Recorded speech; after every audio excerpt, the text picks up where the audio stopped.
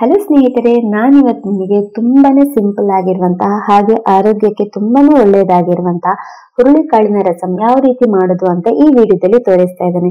ಬನ್ನಿ ನೋಡುವ. ನಿಮಗೆಲ್ಲರಿಗೂ ಕೂಡ ಟ್ರೆಂಡಿ ಏಂಜಲ್ ಕಿಚನ್ ಗೆ ಸ್ವಾಗತ. ನಾನು ನಿಮ್ಮ ಸ್ತುತಿ ಕೃಷ್ಣರಾಜ್. ನಮ್ಮ ಚಾನಲ್ ನ ಯಾರಾದ್ರೂ ಫಸ್ಟ್ ಟೈಮ್ ನೋಡೋದಾದ್ರೆ ಅಥವಾ ಈ ಮೊದಲೇ ನೋಡಿ ಸಬ್ಸ್ಕ್ರೈಬ್ ಆಗಿಲ್ಲ ಅಂತಂದ್ರೆ ಪ್ಲೀಸ್ ಸಬ್ಸ್ಕ್ರೈಬ್ ಆಗಿ, ಹಾಗೆ ಕೆಳಗಿರುವ ಬೆಲ್ ಬಟನ್ ಅನ್ನು ಪ್ರೆಸ್ ಮಾಡಿದ್ರೆ ನಮ್ಮ ಚಾನಲ್ ನ ಎಲ್ಲಾ ನೋಟಿಫಿಕೇಶನ್ ನಿಮಗೆ ಬರುತ್ತೆ.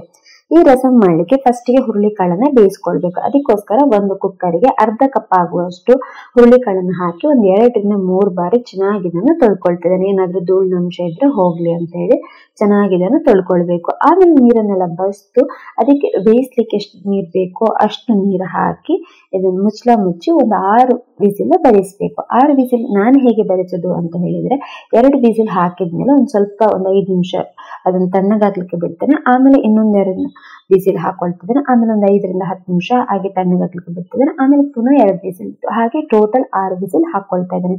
ಅವಾಗ ಅದು ನೀಟಾಗಿ ಬೆಂದ್ಕೊಳ್ಳುತ್ತೆ ಅಂತ. ಈ ಟೈಮಲ್ಲಿ ನಾವು ಮಸಾಲೆಗೆ ಏನ್ ಬೇಕು ಅದನ್ನು ಹುರ್ಕೊಳ್ಬೇಕು.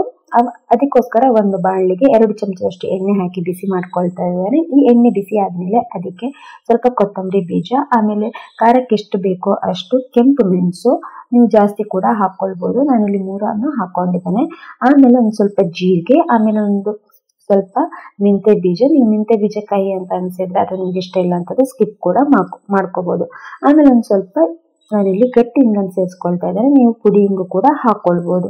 ಈ ತರ ಎಲ್ಲವನ್ನು ಹಾಕಿ ಚೆನ್ನಾಗಿ ಇದನ್ನು ಹುರ್ಕೊಳ್ಬೇಕು. ಮಧ್ಯಮ ಉರಿಯಲ್ಲಿ ಅಥವಾ ಲೋ ಫ್ಲೇಮ್ ಅಲ್ಲಿ ಇಟ್ಕೊಂಡೇ ಹುರ್ಕೊಳ್ಬೇಕು, ಇಲ್ಲ ಅಂತಂದ್ರೆ ಸೀದೋಗೋ ಚಾನ್ಸಸ್ ಇರುತ್ತೆ. ಅದಕ್ಕೋಸ್ಕರ ಲೋ ಫ್ಲೇಮ್ ಅಲ್ಲಿ ಇಟ್ಟು ಚೆನ್ನಾಗಿ ಇದನ್ನು ಸೀದದ ಹಾಗೆ ಹುರ್ಕೊಂಡು ಇಟ್ಕೊಳ್ಬೇಕು. ಆಮೇಲೆ ಈಗ ಹುರುಳಿಕಾಳೆಲ್ಲ ಕೂಡ ನೀಟಾಗಿ ಬೆಂದಿದ್ಯಾ ಇಲ್ವಾ ಅಂತ ಚೆಕ್ ಮಾಡ್ಕೊಳ್ಳಿ. ಇಲ್ಲ ಅಂತಂದ್ರೆ ಇನ್ನೊಂದ್ 2 ವಿಸಿಲ್ ಹಾಕ್ಸ್ಕೊಳ್ತಾ ಇತ್ತು ನೋಡಿ. ನಾನಿಲ್ಲಿ 2 ಆಮೇಲೆ ಸ್ವಲ್ಪ ಹೊತ್ತು ಬಿಟ್ಟು 2, ಹಾಗೆ ನಾನು 6 ವಿಸಿಲ್ ಹಾಕಿಸಿರೋದ್ರಿಂದ ಹುರುಳಿಕಾಳು ನೀಟಾಗಿ ಬೆಂದಿದೆ. ಹಾಗೆ ಇದು ತುಂಬಾನೇ ಸಾಫ್ಟ್ ಆಗಿ ಕೂಡ ಇರುತ್ತೆ ಹುರುಳಿಕಾಳು.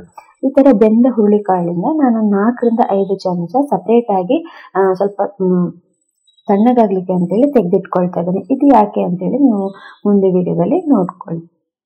ಈ ತರ ತೆಗೆದಿಟ್ಟು ಆದ್ಮೇಲೆ ಅದನ್ನು ಬೇಯಿಸಿರುವಂತಹ ಹುರುಳಿಕಾಳನ್ನು ಸಪರೇಟ್ ಆಗಿ ಇಟ್ಕೊಳ್ತಾ ಇದ್ದೇನೆ. ನಾನಿಲ್ಲಿ ಮಸಾಲೆಯನ್ನು ರುಬ್ಕೊಳ್ತಾ ಇದ್ದೇನೆ. ಅದಕ್ಕೋಸ್ಕರ ಒಂದು ಮಿಕ್ಸರ್ ಜಾರಿಗೆ ಸ್ವಲ್ಪ ತೆಂಗಿನ ತುರಿ, ಆಮೇಲೆ ಹುರಿದಿರುವಂತಹ ಏನಿದೆ ಅದನ್ನೆಲ್ಲವನ್ನು ಕೂಡ ಹಾಕೊಳ್ತಾ ಇದ್ದೇನೆ. ಆಮೇಲೆ ನಾನು ಮೊದಲೇ ತೆಗೆದಿಟ್ಟಿದ್ದೇನಲ್ಲ ಒಂದು 4 ರಿಂದ 5 ಚಮಚ ಬೇಯಿಸಿರುವಂತಹ ಹುರುಳಿಕಾಳನ್ನ ಅದನ್ನು ಸೇರಿಸ್ತಾ ಇದ್ದೇನೆ. ಈ ತರ ಬೇಯಿಸಿರುವಂತಹ ಹುರುಳಿಕಾಳನ್ನ ಮಸಾಲೆ ಗ್ರೈಂಡ್ ಮಾಡುವಾಗ ಸೇರಿಸೋದ್ರಿಂದ ಸಾರು ತುಂಬಾನೇ ರುಚಿಕರವಾಗಿರುತ್ತೆ. ಈ ತರ ಹಾಕೊಂಡ್ಮೇಲೆ ಅದೇ ಗ್ರೈಂಡ್ ಮಾಡ್ಲಿಕ್ಕೆ ಎಷ್ಟು ಬೇಕೋ ಅಷ್ಟು ನೀರ್ ಹಾಕಿ ಇದನ್ನು ನುಣ್ಣಗೆ ಪೇಸ್ಟ್ ತರ ರುಬ್ಕೊಳ್ಬೇಕು. ಈ ತರ ರುಬ್ಕೊಂಡ್ ಆದ್ಮೇಲೆ ಒಂದು ಪಾತ್ರೆಗೆ ನಾವು ಹುರುಳಿಕಾಳನ್ನು ಬೇಯಿಸುವಾಗ ಏನ್ ನೀರು ಯೂಸ್ ಮಾಡಿರ್ತೀವಲ್ಲ ಆ ನೀರನ್ನೆಲ್ಲ ನೀಟಾಗಿ ಬಸಿದ್ಕೊಂಡು ಒಂದು ಪಾತ್ರೆಗೆ ಹಾಕೊಳ್ಬೇಕು. ಆಮೇಲೆ ನಾನಿಲ್ಲಿ 2 ರಿಂದ 3 ಚಮಚದಷ್ಟು ಬೇಯಿಸಿರುವಂತಹ ಹುರುಳಿಕಾಳನ್ನೇ ಹಾಕೊಳ್ತಾ ಇದ್ದೇನೆ. ಯಾಕಂತಂದ್ರೆ ಯಾವುದೇ ಟೊಮೆಟೊ ಅಥವಾ ಈರುಳ್ಳಿ ಅದೇನು ಕೂಡ ಯೂಸ್ ಮಾಡ್ತಾ ಇಲ್ಲ. ಅದಕ್ಕೋಸ್ಕರ ನಾನಿಲ್ಲಿ ಬೇಯಿಸಿರುವಂತಹ ಹುರುಳಿಕಾಳನ್ನೇ ಹಾಕೊಳ್ತಾ ಇದ್ದೇನೆ. ಆಮೇಲೆ ಅದನ್ನು ಕುದಿಲಿಕ್ಕೆ ಬಿಡಬೇಕು. ಈ ತರ ಕುದಿಲಿಕ್ಕೆ ಬಿಟ್ಟಾಗ ಇದಕ್ಕೆ ಒಂದು ಅರ್ಧ ಕಪ್ ಆಗುವಷ್ಟು ಹುಣಸೆ ಹಣ್ಣಿನ ರಸ, ನೀವು ಹುಳಿಗೆ ಎಷ್ಟು ಬೇಕೋ ಅಷ್ಟು ನೋಡ್ಕೊಂಡು ಹಾಕೊಳ್ಳಿ. ಆಮೇಲೆ ರುಬ್ಬಿರುವಂತಹ ಮಸಾಲೆ ಏನಿದೆ ಅದನ್ನು ಹಾಕೊಳ್ಬೇಕು. ಆಮೇಲೆ 1 ಕಪ್ ಆಗುವಷ್ಟು ನೀರು, ನಾನಿಲ್ಲಿ ಮಿಕ್ಸಿ ತಿರುಗಿ ಹಾಕೊಳ್ತಾ ಇದ್ದೇನೆ. ನೀವು ನಾರ್ಮಲ್ ನೀರು ಕೂಡ ಹಾಕೊಳ್ಬಹುದು. ಆಮೇಲೆ ಇದನ್ನು ಚೆನ್ನಾಗಿ ಒಂದ್ಸಲ ಮಿಕ್ಸ್ ಮಾಡ್ಬೇಕು. ಆ ಮಸಾಲೆ ಪೇಸ್ಟ್ ಏನಿದೆ ಅದು ಚೆನ್ನಾಗಿ ಅಂದ್ರೆ ಗಂಟಿಲ್ದ ತರ ಇದನ್ನು ಮಿಕ್ಸ್ ಮಾಡ್ಕೊಳ್ಬೇಕು. ಈ ತರ ಮಿಕ್ಸ್ ಮಾಡುವಾಗ ಸ್ವಲ್ಪ ಸಣ್ಣ ಕುದಿ ಬರುತ್ತಲ್ಲ, ಆಮೇಲೆ ನಾವು ಇದಕ್ಕೆ ಬೇಕಾಗಿರುವಂತಹ ಇನ್ನು ಎಕ್ಸ್ಟ್ರಾ ಮಸಾಲೆ ಏನ್ ಬೇಕು ಅದನ್ನು ಹಾಕೊಳ್ಬೇಕು. ಅಂದ್ರೆ ನಾನಿಲ್ಲಿ 1/4 ಚಮಚದಷ್ಟು ಅರಿಶಿನ ಪುಡಿ, ಆಮೇಲೆ 1 ಚಮಚದಷ್ಟು ಬೆಲ್ಲ, ರುಚಿಗೆ ತಕ್ಕಷ್ಟು ಉಪ್ಪನ್ನು ಹಾಕೊಳ್ತಾ ಇದ್ದೇನೆ. ನಾವು ಮಸಾಲೆ ಗ್ರೈಂಡ್ ಮಾಡುವಾಗ ಎಲ್ಲ ಪದಾರ್ಥ ಹಾಕಿರೋದ್ರಿಂದ ಇಲ್ಲಿ ಎಕ್ಸ್ಟ್ರಾ ಏನು ಹಾಕೊಳ್ತಿದ್ದಿಲ್ಲ. ಖಾರ ಕಮ್ಮಿ ಆದ್ರೆ ಈ ಹಂತದಲ್ಲಿ ನೀವು ಅಚ್ಚಕಾರದ ಪುಡಿಯನ್ನು ಹಾಕೊಳ್ಬಹುದು. ಈ ತರ ಹಾಕೊಂಡು ಆಮೇಲೆ ನಾನಿಲ್ಲಿ 1 ಕಪ್ ಆಗುವಷ್ಟು ನೀರನ್ನು ಹಾಕೊಳ್ತಾ ಇದ್ದೇನೆ. ನೀವು ಸಾರಿನ ಹದ ಎಷ್ಟು ಬೇಕು ಅಂತ ನೋಡ್ಕೊಂಡು, ನಿಮ್ಗೆ ಸ್ವಲ್ಪ ದಪ್ಪ ಸಾರು ಬೇಕು ಅಂತಂದ್ರೆ ನೀವು ನೀರನ್ನು ಆಡ್ ಮಾಡೋದು ಬೇಡ. ನಿಮ್ಗೆ ತೆಳು ಸಾರು ಬೇಕು ಅಂತಂದ್ರೆ ಎಷ್ಟು ನೀರು ಬೇಕೋ ಅಷ್ಟು ನೀರನ್ನು ಸೇರಿಸಿ ಒಂದ್ಸಲ ಚೆನ್ನಾಗಿ ಮಿಕ್ಸ್ ಮಾಡಿ ಇದನ್ನು ಕುದಿಯನ್ನು ಬರಿಸಬೇಕು. ನೀವು ಹೈ ಫ್ಲೇಮ್ ಅಲ್ಲಿ ಇಟ್ಟು ಕೂಡ ಕುದಿಯನ್ನು ಬರಿಸ್ಬೋದು, ಏನೂ ಪ್ರಾಬ್ಲಮ್ ಇಲ್ಲ. ಈ ಥರ ಚೆನ್ನಾಗಿ ಕುದಿ ಬಂದರೆ ಅದರ ಘಮ ಚೆನ್ನಾಗಿರುತ್ತೆ. ಹಾಗೆ ನೀವು ಈ ಕುದಿ ಬರುವಾಗ ತುಂಬಾನೇ ಚೆನ್ನಾಗಿ ಮನೆ ಫುಲ್ ಘಮ ಘಮ ಅಂತ ಬರುತ್ತೆ. ಈ ಥರ ಕುದಿದ ಮೇಲೆ ಇದಕ್ಕೊಂದು ಸಿಂಪಲ್ ಆದಂತಹ ಒಗ್ಗರಣೆ ಮಾಡ್ಕೊಳ್ಬೇಕು. ಅದೇನಪ್ಪ ಅಂತ ಹೇಳಿದ್ರೆ, ಒಂದು ಕಡಾಯಿಯಲ್ಲಿ 1-2 ಚಮಚದಷ್ಟು ಎಣ್ಣೆ ಬಿಸಿ ಮಾಡ್ಕೊಳ್ಬೇಕು. ಆಮೇಲೆ 1 ಚಮಚದಷ್ಟು ಸಾಸಿವೆ ಚಟ್ಪಟ ಹೇಳುವಾಗ ಒಂದು ಸ್ವಲ್ಪ ಕರಿಬೇವು.